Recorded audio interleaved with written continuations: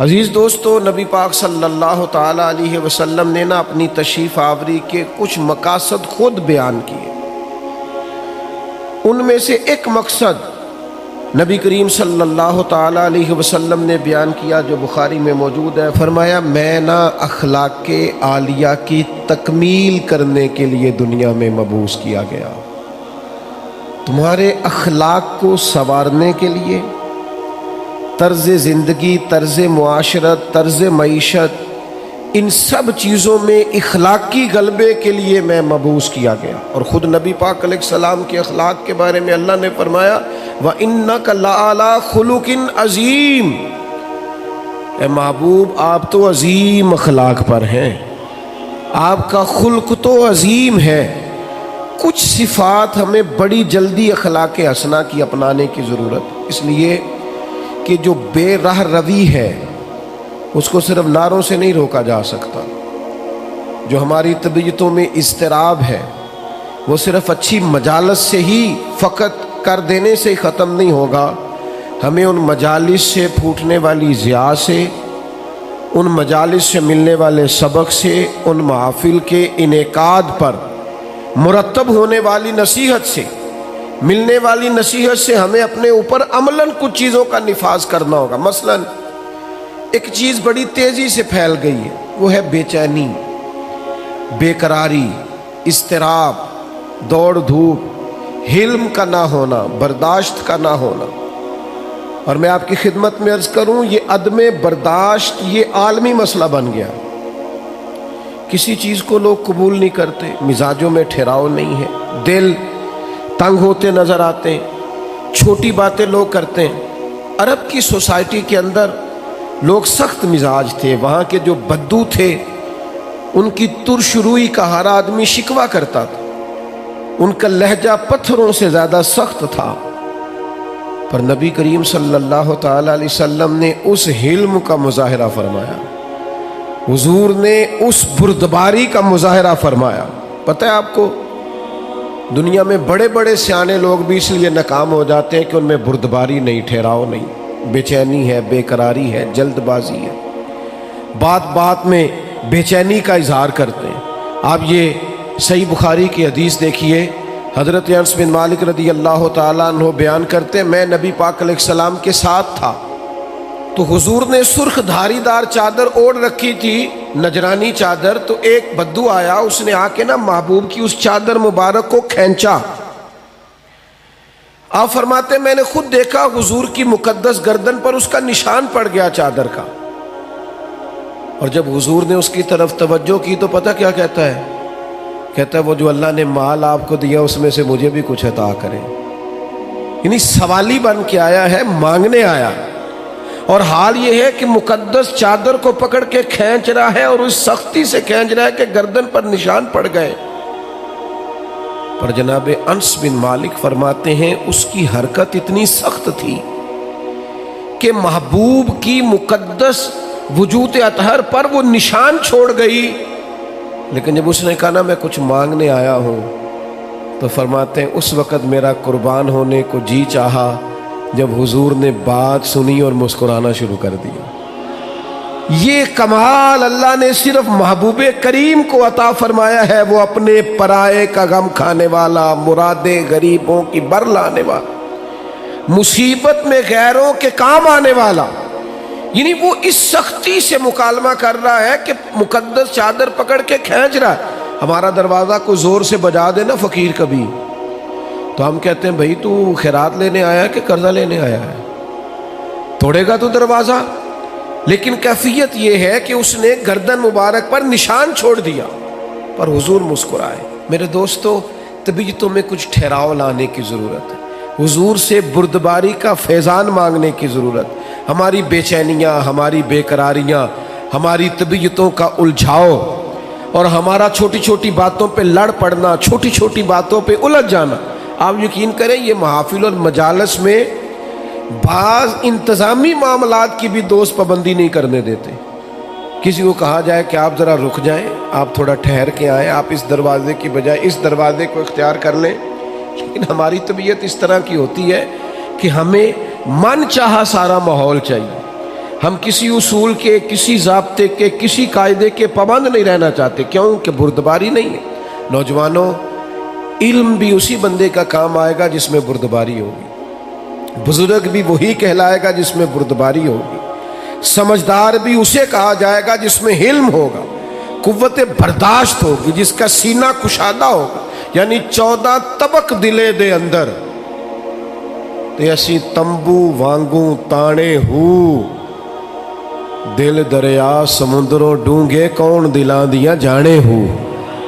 آپ کا کشادہ سینہ یہ دراصل، اور پھر ایک اور اہم چیز ہم نے اپنے نبی کریم علیہ السلام سے سیکھنی ہے، وہ ہے شجاعت، بہادری،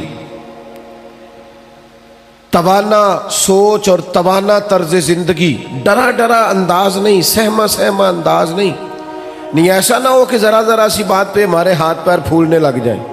یعنی جو چیز ابھی آئی نہیں اسے سوچ کے بعض لوگ ڈپریشن کا شکار ہو جاتے ہیں، اور جن گھروں میں زیادہ آسانیاں آ گئی ہیں، سہولیات آ گئی ہیں، زندگی آسودہ ہو گئی ہے، وہاں انزائٹی اور ڈپریشن زیادہ آنے لگ گئے۔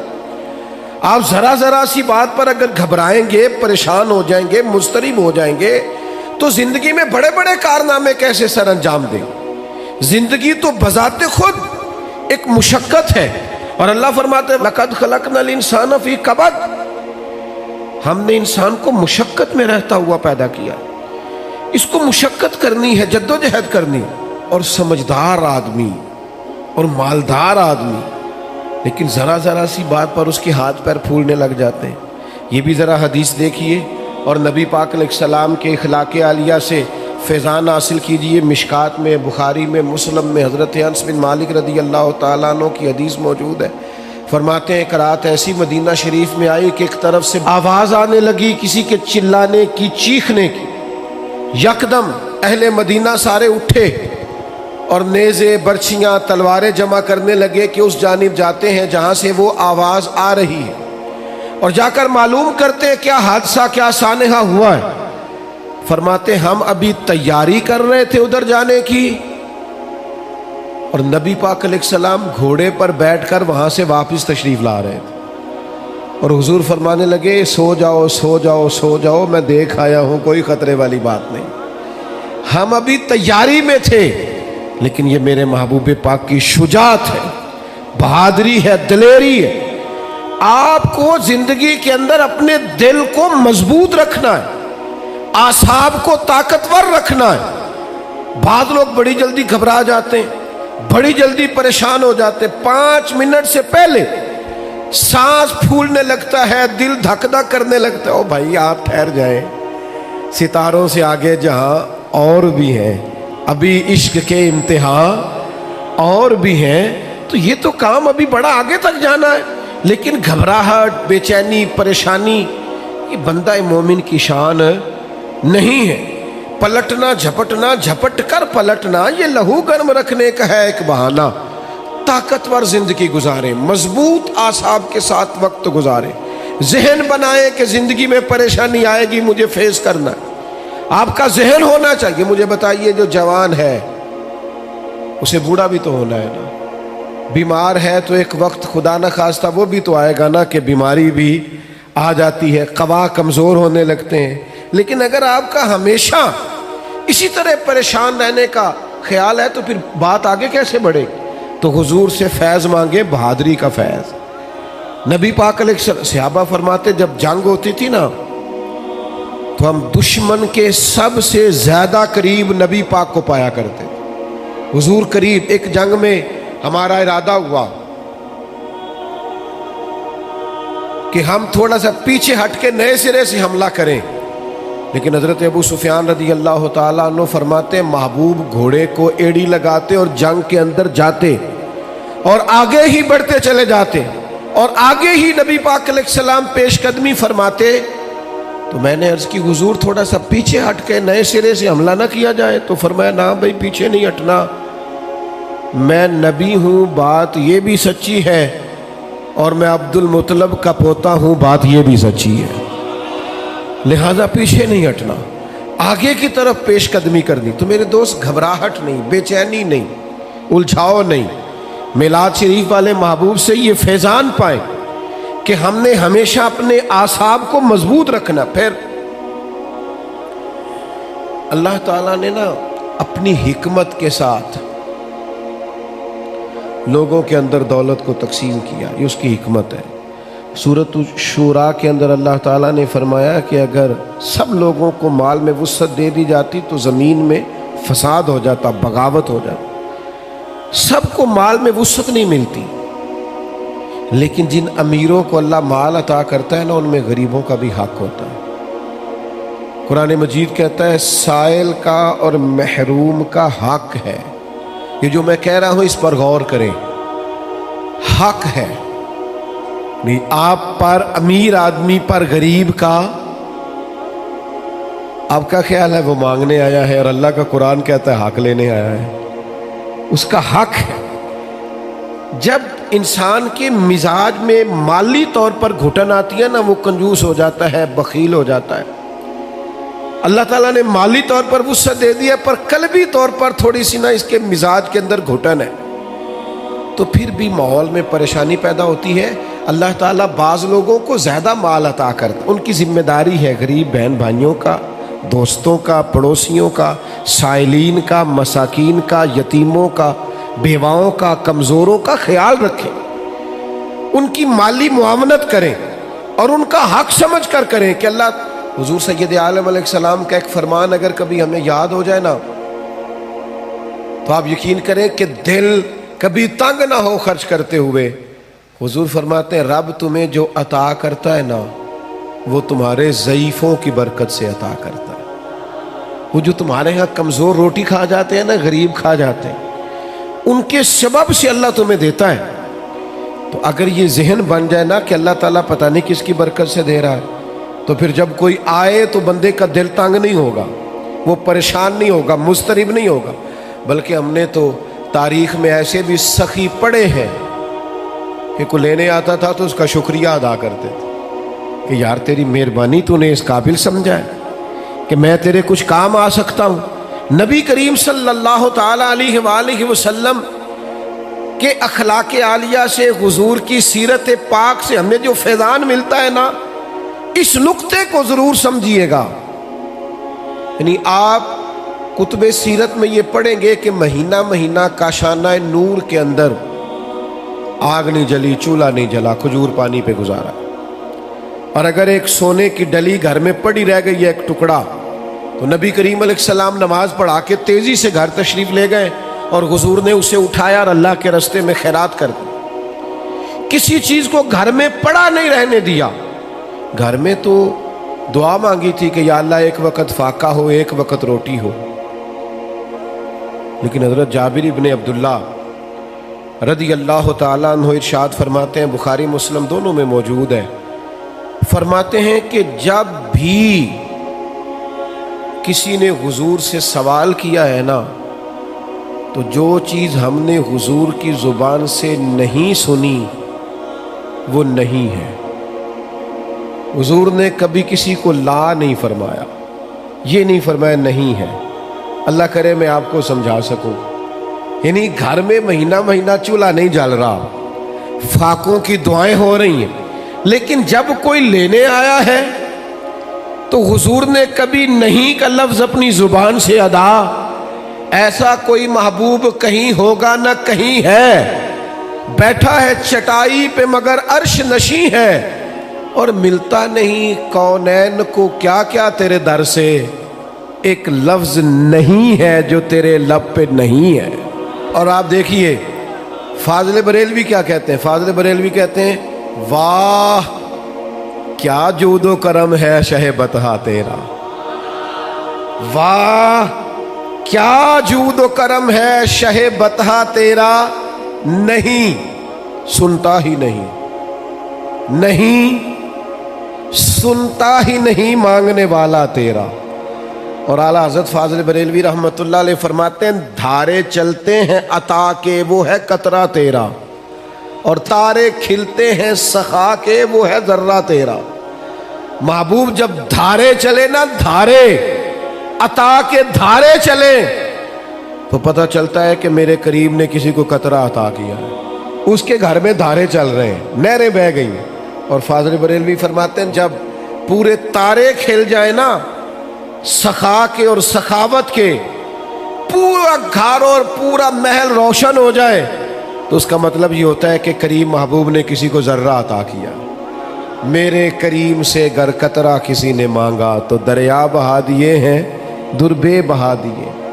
سخاوت فرماتے ہیں جب پورے تارے کھل جائے نا سخا کے اور سخاوت کے، پورا گھر اور پورا محل روشن ہو جائے، تو اس کا مطلب یہ ہوتا ہے کہ کریم محبوب نے کسی کو ذرہ عطا کیا۔ میرے کریم سے گر قطرہ کسی نے مانگا تو دریا بہا دیے ہیں، دربے بہا دیے۔ سخاوت کا مزاج پیدا کریں، اور غریبوں کی خدمت میں بھی گزارش ہے۔ حضور فرماتے ہیں بندہ اللہ کے ساتھ جس طرح کا گمان کرتا ہے رب بھی اس کے ساتھ اسی طرح کا معاملہ فرماتا ہے۔ سخاوت کا مزاج تو پیدا کریں۔ حضور نے فرمایا بندہ دل کا غنی ہوتا ہے، آپ ارادہ تو کریں کہ یا اللہ تو دے میں تیرے بندوں میں بانٹوں گا۔ آپ ارادہ تو کریں، وہ کریم ہے، عطا کرتے کہاں دیر لگتی ہے۔ نبی کریم صلی اللہ تعالی علیہ وآلہ وسلم کی سخاوت، اور کس طرح کی سخاوت، اس سخاوت کا انداز کیا ہے۔ نبی کریم صلی اللہ تعالی علیہ وسلم کے غلام حضرت انس بن مالک رضی اللہ تعالیٰ عنہ ارشاد فرماتے ہیں کہ ایک شخص حضور کی بارگاہ میں آیا تو اس نے نا 2 پہاڑیوں کے درمیان کھڑی ہوئی بکریوں کا ریوڑی مانگ لیا۔ تو یہ حضور کا دربار ہے نا، محبوب نے بھی سارا ہی عطا کر دیا، سارا ہی دے دیا کریم محبوب نے۔ اب وہ دیہاتی آدمی تھا، گاؤں جا کے نا اپنے حساب سے اعلان کر رہا ہے۔ ہر آدمی کا اعلان کرنے کا سٹائل بھی اپنا ہوتا ہے نا، وہ اپنے گاؤں جا کے اپنے حساب سے اعلان کرتا ہے، کہتا ہے سارے مدینے چلے جاؤ، حضور تو اتنا دیتے ہیں کہ غربت کا ڈر ہی دور ہو جاتا ہے، سارے چلے جاؤ مدینہ منورہ۔ محبوب تو یوں بانٹتے ہیں۔ وہ میرے دوست، سخاوت کہاں سے شروع کرنی ہے؟ حضور نے فرمایا 2 کا کھانا 3 کھا لیا کرو، اور 3 کا 4 کے لیے کافی ہے، اور 4 کا 5 کے لیے۔ آپ مزاج تو بنائیں بانٹنے کا، ارادہ تو کریں دینے کا، پھر دیکھیں اللہ تعالیٰ کیا انداز اختیار کرتا ہے۔ آپ مجھ سے ناراض نہ ہوئیے گا، ویسے جس آدمی کے پاس پیسے آتے ہیں نا وہ سب سے پہلے گاؤں چھوڑتا ہے، وہ محلہ چھوڑتا ہے جس محلے میں وہ رہتا ہوتا ہے، اس لیے کہ اب دائیں بائیں آگے پیچھے ہوتے ہیں ماڑے بندے، اور اسے وہاں جانا بڑا ضروری لگتا ہے جہاں کوٹھیاں ہی کوٹھیاں ہوں، محل ہی محل ہو، بنگلے ہی بنگلے ہو۔ وہ چونکہ پرانا محلہ ہی یاد نہیں رہتا، ٹوٹی سڑک ہی وہ میرے گاؤں کا غریب دہقاں سڑک کے بننے پہ تھا کیوں پریشاں، جب اس کے بچے شہر کو جا کر کبھی نہ لوٹے تو لوگ سمجھے۔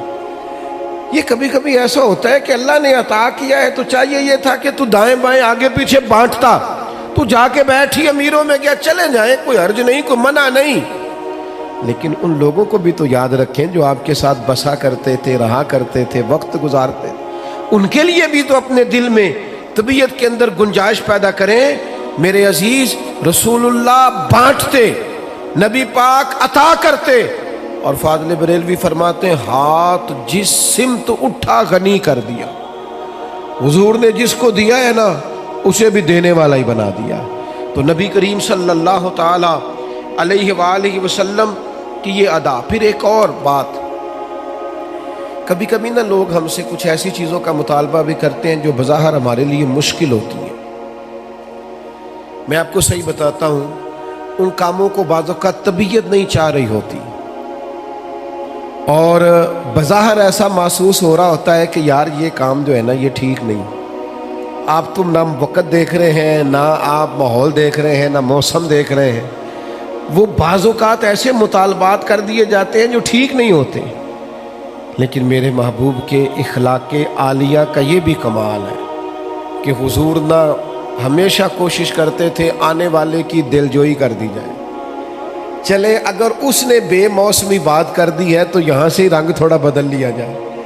نبی پاک علیہ السلام جب فجر کی نماز پڑھ کے نکلتے نا تو حضرت انس بن مالک رضی اللہ تعالیٰ عنہ ارشاد فرماتے ہیں کہ مدینہ منورہ کے غلام اور لونڈیاں نا اپنے پیالوں میں پانی لے کے آتی، تو پانی آگے کرتی کہ اس میں اپنا ہاتھ ڈبو دے۔ بخاری مسلم میں سیاستہ میں آپ کو حدیثیں ملیں گی، یعنی ان کا عقیدہ تھا کہ محبوب ہاتھ لگا دیں گے تو متبرک ہو جائے گا، اور حضور بھی امت کو یہ درس دے رہے ہیں اس عمل سے کہ واقعہ اس میں تبرک ہوتا ہے۔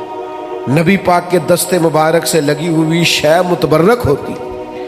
نبی کریم صلی اللہ تعالی علیہ وسلم اپنا ہاتھ مبارک رکھ دیتے، ان کے لیے تبرک ہو جاتا، وہ گھروں کو لے جاتے۔ اب کبھی کبھی کیا ہوتا، جاڑے کی ٹھنڈی صبح، یعنی سردیوں کی ٹھنڈی صبح، ان کو عادت پڑی ہوئی ہے صبح پانی لے کے آنے کی، ٹھٹھرتا ہوا پانی، فجر کا وقت، سردی کا ٹائم، لیکن وہ غلام لا کے پیالے جیسے ہی آگے کرتے، حضرت انس بن مالک فرماتے ہیں میں سیدہ آمنہ کے لال پہ قربان جاؤں، کبھی ہاتھ پیچھے نہیں کیا، فوراً ہاتھ ڈبو دیتے۔ محبوب دل جوئی کرتے، کرم نوازی کرتے، عطائیں کرتے۔ محبوب کریم صلی اللہ تعالی علیہ وسلم نے کبھی ہاتھ پیچھے نہیں کیا۔ انہوں نے موسم نہیں دیکھا، وہ سردی میں لے آئے، پر یہ کریم ہے نا، اور دروازہ کریم سے کبھی کوئی خالی گیا ہی نہیں۔ ہاتھ جس سمت اٹھا غنی کر دیا، موج بحر سخاوت پہ لاکھوں سلام، محبوب پاک علیہ السلام عطا کر دیتے۔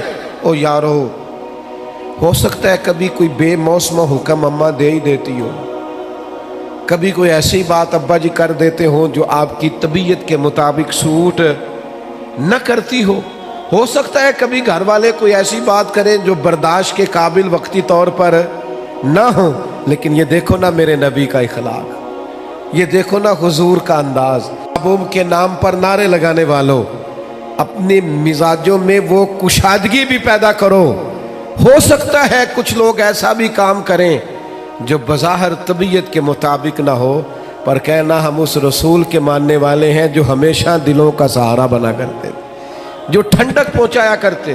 عزیز بھائی، ایک اور بات بھی آپ سے عرض کرنی ہے، یہ جو غصہ ہوتا ہے نا انسان کی طبیعت میں، یہ غصہ نہ آنا بھی ایک بیماری ہے، غصہ آنا بھی چاہیے۔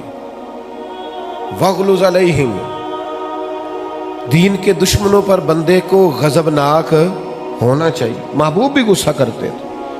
حضرت عائشہ صدیقہ رضی اللہ تعالیٰ عنہ فرماتی ہیں اگر کوئی دین کی حدیں توڑتا تھا نا، شریعت کی حدود تو حضور غصہ کرتے تھے۔ یعنی کچھ لوگ کہتے ہیں فلانے کو غصہ آتا ہی نہیں، تو میں نے کہا یہ بھی بیماری ہے، اس کا بھی علاج ہونا چاہیے۔ اگر کہیں شریعت کی نافرمانی ہو رہی ہے، اسے غصہ نہیں آتا، تو یہ بھی قابل علاج بیماری ہے، اس کا بھی علاج ہونا چاہیے۔ آپ کو غصہ، اعلیٰ حضرت فرماتے ہیں دشمن احمد پہ شدت کیجیے، وہ ملحدوں سے کیا مروت کیجیے، شرک ٹھہرے جس میں تعظیم حبیب، اس برے مذہب پہ لعنت کیجیے۔ آپ کو کبھی کبھی دین کے معاملے کے اندر غصہ بھی آنا چاہیے۔ جس حدیث میں یہ لفظ موجود ہے نا، اللہ کی رضا کے لیے محبت کرو، اس میں یہ بھی ہے کہ رب کی رضا کے لیے بغض بھی رکھو، غصہ بھی آنا چاہیے۔ لیکن ہمارا مسئلہ یہ ہے، ہمیں دین کے دشمن پر غصہ نہیں آتا، وہاں تو انسانیت جاگتی ہے، ہمیں غصہ آتا ہے ذاتی دشمنوں پہ۔ اور حضور کا اخلاق یہ ہے کہ ذاتی دشمن پر غصہ کرنا ہی نہیں، جو ذات کا دشمن ہے اس پر ناراضگی قطعاً نہیں کرنی، وہ ذات کا۔ حضرت عائشہ صدیقہ رضی اللہ تعالیٰ عنہ نے حد بیان کر دی، یہ لفظ بیان کر کے ایک اتنا بڑا اخلاق کا دائرہ کھینچ دیا ہمارے گرد کہ ہمیں اپنی زندگی میں اس اصول کو کبھی نہیں توڑنا۔ سیدہ عائشہ صدیقہ رضی اللہ تعالیٰ عنہ ارشاد فرماتی ہیں نبی کریم صلی اللہ تعالیٰ علیہ وسلم نے کبھی اپنی ذات کے لیے کسی سے انتقام نہیں لیا، کبھی نہیں لیا، مسلم شریف میں موجود ہے۔ اور دوستوں، کبھی نہیں لیا اپنی ذات کے لیے انتقام۔ حضور کی محفل میلاد میں حاضر ہونے والوں، کتنے زیادہ جھگڑے ہیں اس وقت جو فقط ہماری ذاتیات کے جھگڑے ہیں، صرف اور صرف ہم اپنی ذات کا بت بنائے، معاذ اللہ لوگوں سے دور ہو گئے۔ کبھی اپنی ذات کے لیے حضور نے انتقام نہیں لیا، کبھی جلال آیا بھی تو حدود اللہ کے معاملے میں۔ آج کیوں نہ اپنے دل پر یہ ارادہ کریں، فیصلہ کریں کہ ذاتیات کے جھگڑے چھوڑ دیں گے ہم۔ جہاں ہمارا ذاتی معاملہ ہوگا وہاں ہم اپنی ذات کا بت چکنا چور کر دیں گے۔ اور پھر انسان کو غصہ آتا ہی ہے نا اپنے ماتحتوں پر، لوگ غصہ کرتے نہیں ملازمین پر، اور بعض ایسے نادان ہیں جو خواتین پر بھی غصہ کرتے ہیں، لیکن میرے محبوب کریم علیہ السلام کی یہ عادت صحیح کتب صحیح احادیث میں حضور کا یہ اخلاق موجود ہے۔ محبوب نے اپنے دست مبارک سے نہ کبھی کسی غلام کو مارا، نہ کبھی کسی عورت پر ہاتھ اٹھایا۔ رسول اللہ صلی اللہ تعالی علیہ وسلم نے یہ حد بندی بیان کی کہ آپ کو اپنی ذات کے لیے کبھی کسی سے انتقام نہیں لینا۔ یہ سوچ کبھی بنا کر تو دیکھیں، یہ قاعدہ قانون اپنی زندگی میں اس کا نفاذ تو کریں۔ ہر جگہ ذاتی جھگڑے، ذات کے معاملات ہم نے کھڑے کیے ہوئے ہیں۔ یہ کتنا مشہور واقعہ ہے طائف کا، لوگوں نے پتھر مارے، اور جب باقاعدہ فرشتے نے آ کے کہا یا رسول اللہ حکم کریں تو میں ان کو پیس کے نہ رکھ دوں، تو حضور نے کیا فرمایا؟ فرمایا یہ نہیں مانتے تو امید ہے ان کی نسلیں کلمہ پڑ جائیں گی، ان کی پشتوں میں سے اللہ ایسے لوگ پیدا کرے گا جو شرک سے بچیں گے، اللہ کی توحید کا اعلان کریں۔ لہٰذا ہمیں ان کے بارے میں کوئی سخت انداز اختیار کرنا نہیں ہے۔ میرے دوستو، ایک اور بھی مسئلہ بن گیا ہمارے ہاں۔ میں بات سمیٹنے کی طرف آ رہا ہوں، پر آپ کا ذوق شوق دیکھ کے میری طبیعت بھی بڑھ رہی ہے کہ باتیں کچھ اور کروں آپ کے ساتھ۔ تھوڑا وہ کسی نے کہا تھا نا انکار کریں اج ساکی موسم بڑا سہانا، مستی داج می برسا دے پیاس دا نہیں ٹھکانا۔ تو کچھ میرا دل کر رہا ہے کہ کچھ درد دل کھول کے آپ کے سامنے رکھوں۔ جو چیزیں معاشرے میں محسوس کرتا ہوں، ان احساسات میں سے کچھ باتیں آج آپ کے ساتھ کروں۔ ایک اور طبیعت ہماری بڑی ہو گئی ہے، لان تان کرنے کی، برا بھلا کہنے کی، سخت سست جملے کہنے کی۔ اب یقین کریں مذہبی سٹیج سے آج کل مذہبی سٹیج سے لفظ بیان کیے جا رہے ہوتے ہیں معاذ اللہ، اور اس طرح کی گفتگو کی جا رہی ہوتی ہے بازاری زبان میں کہ جو اس اسٹیج کو زیب نہیں دیتی۔ اتنے اعزاز والی جگہ پر بیٹھ کر آپ اتنی کمزور بات کر رہے ہیں، کچی بات کر رہے ہیں، اور ایسا جملہ بول رہے ہیں جو جملہ ہی بازاری ہے۔ وہ جی فلانے نے کہا ہے تو میں اس کے جواب میں کہہ رہا ہوں می برسا دے پیاس دا نہیں ٹھکانا۔ تو کچھ میرا دل کر رہا ہے کہ کچھ درد دل کھول کے آپ کے سامنے رکھوں۔ جو چیزیں معاشرے میں محسوس کرتا ہوں، ان احساسات میں سے کچھ باتیں آج آپ کے ساتھ کروں۔ ایک اور طبیعت ہماری بڑی ہو گئی ہے، لان تان کرنے کی، برا بھلا کہنے کی، سخت سست جملے کہنے کی۔ اب یقین کریں مذہبی سٹیج سے آج کل مذہبی سٹیج سے لفظ بیان کیے جا رہے ہوتے ہیں معاذ اللہ، اور اس طرح کی گفتگو کی جا رہی ہوتی ہے بازاری زبان میں کہ جو اس اسٹیج کو زیب نہیں دیتی۔ اتنے اعزاز والی جگہ پر بیٹھ کر آپ اتنی کمزور بات کر رہے ہیں، کچی بات کر رہے ہیں، اور ایسا جملہ بول رہے ہیں جو جملہ ہی بازاری ہے۔ وہ جی فلانے نے کہا ہے تو میں اس کے جواب میں کہہ رہا ہوں۔ آپ اس کی سطح پہ اتر آئیں گے، وَإِذَا خَاطَبَهُمُ الْجَاهِلُونَ قَالُوا سَلَامًا۔ جاہلوں سے تو کبھی انسان کی گفتگو ہو تو انہیں سلام کیا جاتا ہے، ان کی سطح پر اتر کر بات نہیں کی جاتی۔ یہ طریقہ ہی درست نہیں ہے۔ میرے عزیز، حضرت انس بن مالک رضی اللہ تعالیٰ عنہ ارشاد فرماتے ہیں، جب ایک مقام پہ کہا گیا نا حضور علیہ السلام کو، صحابہ فرماتے ایک مقام پہ کہا گیا یا رسول اللہ آپ دعا کر دیں یہ تباہ ہو جائیں، تو حضور فرمانے لگے مجھے لعنت کرنے والا بنا کے نہیں بھیجا گیا، مجھے تو رحمت للعالمین بنا کر بھیجا گیا۔ تو جو بنا کر بھیجا گیا ہے، جو حضرت عیسیٰ علیہ السلام کو ایک شخص برا بھلا کہہ رہا تھا، آپ دعائیں دے رہے تھے، تو ایک صاحب نے کہا حضور وہ برا بھلا کہہ رہا ہے آپ دعائیں دے رہے، فرمانے لگے اس کے اندر جو ہے وہ باہر نکل رہا ہے اور میرے اندر جو ہے وہ باہر نکل رہا ہے، تو اب یہاں جس چیز کا سٹاک ہے وہی نکلے گا نا، تو اب کچھ لوگوں کے اندر جو بھرا ہوا وہی باہر آئے گا۔ حضرت انس بن مالک کا یہ فرمان اللہ کرے امت یاد کرے۔ حضرت انس بن مالک ارشاد فرماتے ہیں نہ تو نبی پاک فحش گو تھے، کوئی ایسی بات نہ کرتے جو خلاف ادب ہوتی، نہ لعنت کرنے والے تھے، نہ آپ کا کلام اس طرح کا ہوتا تھا جس طرح کا عرب میں بد کلامی سے گفتگو کی جاتی تھی۔ فرماتے اگر کبھی حضور کو بڑا جلال بھی آتا تو اتنے لفظ فرماتے تھے اس کی پیشانی خاک آلود ہو۔ اس سے زیادہ کبھی میرے نبی کریم نے کوئی بات ارشاد، ناک خاک آلود ہو، پیشانی خاک آلود ہو، اس سے بڑھ کر کبھی کوئی جلال کا جملہ حضور کی زبان سے نہیں نکلا۔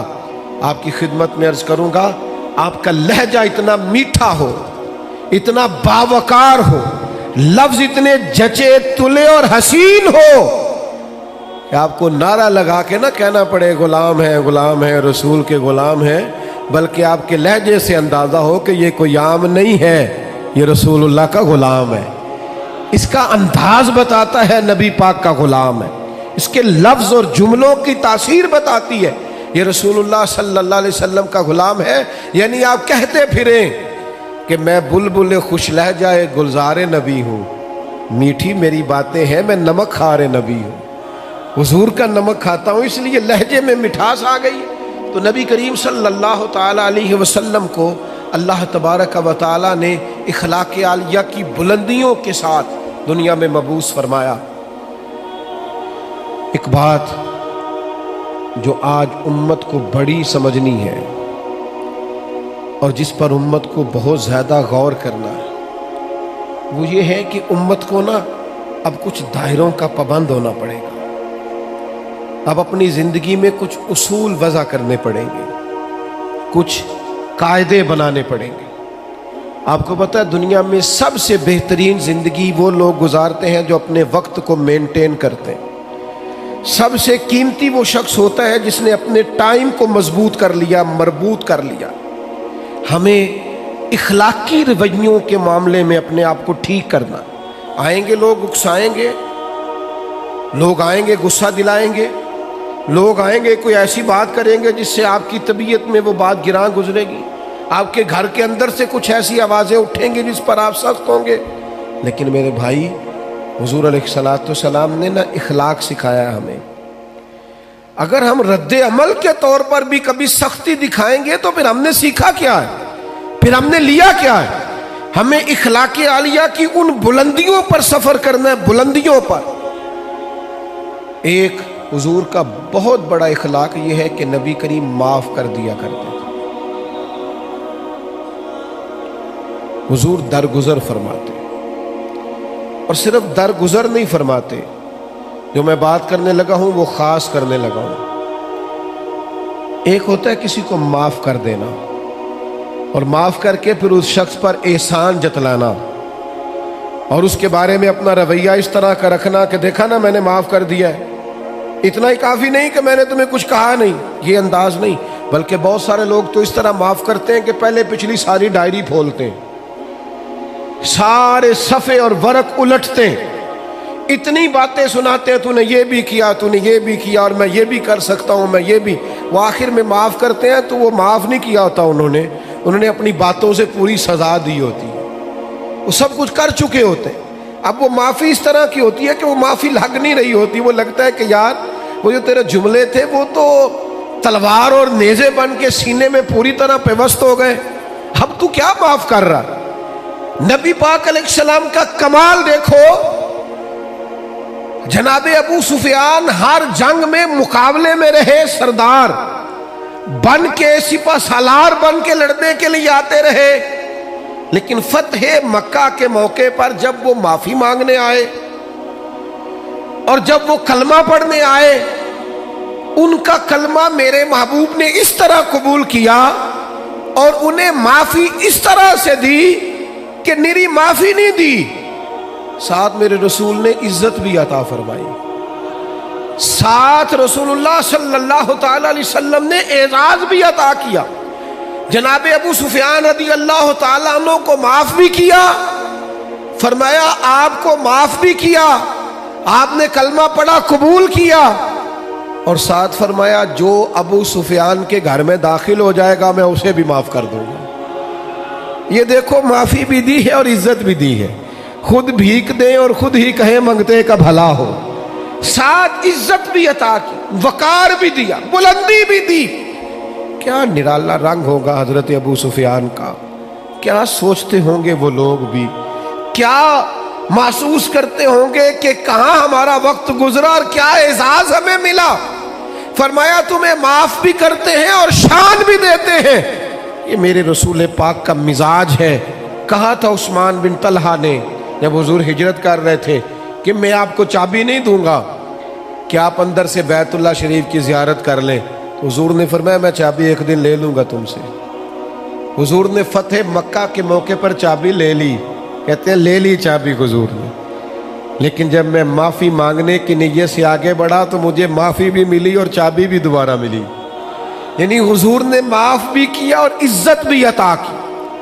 नबी पाक सल्लल्लाहु ताला अलैहि वसल्लम ने हजरत साद बिन मुआज़ रज़ी अल्लाह ताला अन्हु सरदार थे कबीले के, मुसलमान हुए, नबी पाक के गुलाम हुए, और इतना शानों वाला आदमी जिनके जनाजे में महबूब खुद शामिल हो, जिनकी कब्र पर खड़े हो के नबी पाक अलैहिस्सलातु वस्सलाम तस्बीहात पढ़े, जिनको महबूब पाक इतना एजाज दे। हजरत साद बिन मुआज़ आए तो हुजूर ने फरमाया उठ के इस्तकबाल करो, तुम्हारा सरदार आया है। हुजूर इज्जतें अता करते, नवाजते।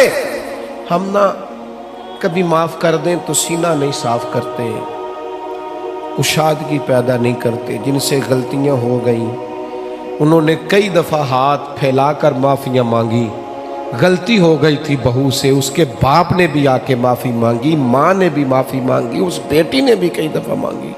हमने कह भी दिया चलो ठीक है, सीना नहीं साफ किया, दिल से बात नहीं निकाली। मोमिन के सीने में गिल नहीं रहा करता, बोझ नहीं रहते। मोमिन सीने साफ कर, हो गई गलती हमारे छोटे भाई से, भूल गए थे हमारे पड़ोसी, एक दफ़ा गलती हो गई, वो बस कर दें यार।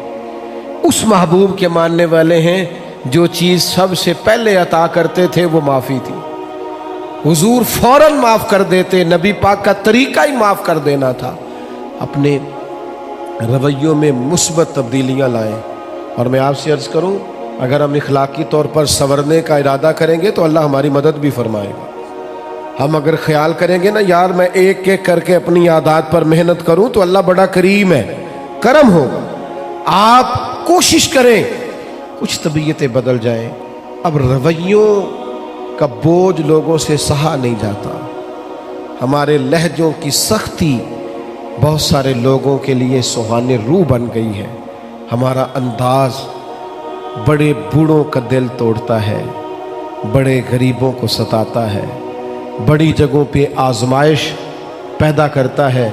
हमें अपने अखलाक पर ख़ास तवज्जो मबजूल करने की ज़रूरत है। आज इस पुरवकार महफिल से जब आप उठें तो अपने लहजे पर, अंदाज पर, इखलाक पर, रवैये पर ज़रूर गौर करें। अपने अंदर कुछ ऐसी खूबसूरत तब्दीलियाँ लाएं कि किसी को पता चले कि इस मिलाद से ये बदल गया है। अल्लाह की बारगाह में दुआ है, अल्लाह हमारी हाज़री को कबूलियत का दर्जा अता फरमाए। इस वीडियो को लाइक और चैनल को सब्सक्राइब करके हमारी हौसला अफजाई करें ताकि हम मज़ीद अच्छी वीडियोज़ लाते रहें।